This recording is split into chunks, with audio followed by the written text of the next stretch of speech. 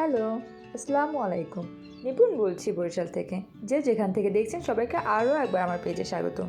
আজকে আমি একটা নবাবী পিঠা করে নেব। আর নবাবী পিঠা করার জন্য আমি এখানে 2 বাটি পরিমাণ চালের গুঁড়া নিয়ে নিয়েছি। সেই সাথে চালটাকে একটু লবণ দিয়ে খুব ভালো করে মিশিয়ে নেব, যাতে লবণটা সব জায়গায় খুব ভালো করে ছড়িয়ে যায়।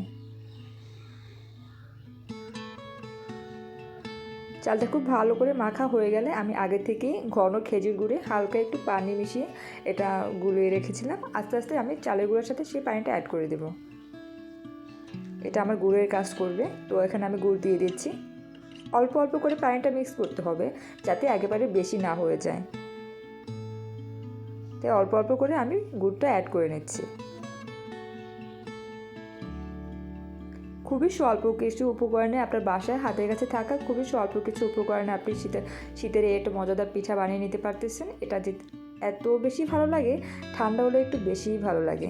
আর এখানে নারকেলের পরিমাণ দিয়ে দিচ্ছি বেশ অনেকটা। যত বেশি নারকেল দিবেন পিঠাটা খেতে অত বেশি ভালো লাগবে। এটা যেমন গরম গরমও খেতে ভালো লাগে, এটা ঠান্ডা হলে আরও একটু বেশিই ভালো লাগে।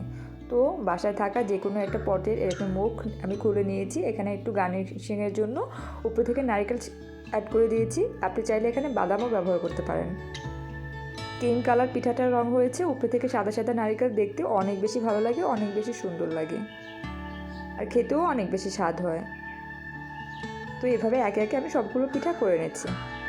নবাবীর মতো একটা ভাব আছে। আর হঠাৎ করে বাসায় গেস্ট আসলে এভাবে খুবই সহজভাবে এই পিঠাটা তৈরি করে নেওয়া যায়।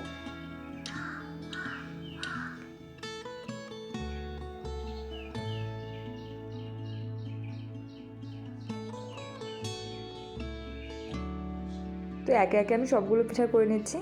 এটা খেতে খুবই মজার ছিল।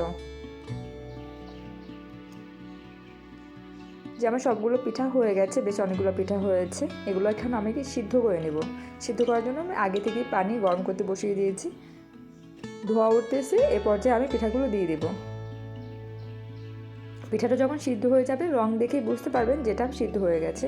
একটা ক্রিম ক্রিম কালার চলে আসবে। প্রায় 10 মিনিটের মতো সিদ্ধ করে নিলে পিঠাটা হয়ে যাবে। আপনি যদি একটু বেশি মোটা করেন, বেশি আপনার পটের মুখটা বেশি মোটা থাকে, সেক্ষেত্রে একটু সময়টা বেশি লাগবে। আপনি ঢাকনা খুলে এলে বুঝতে পারবেন যে আপনার পিঠাটার রঙটা কেমন সুন্দর চেঞ্জ হয়ে গেছে।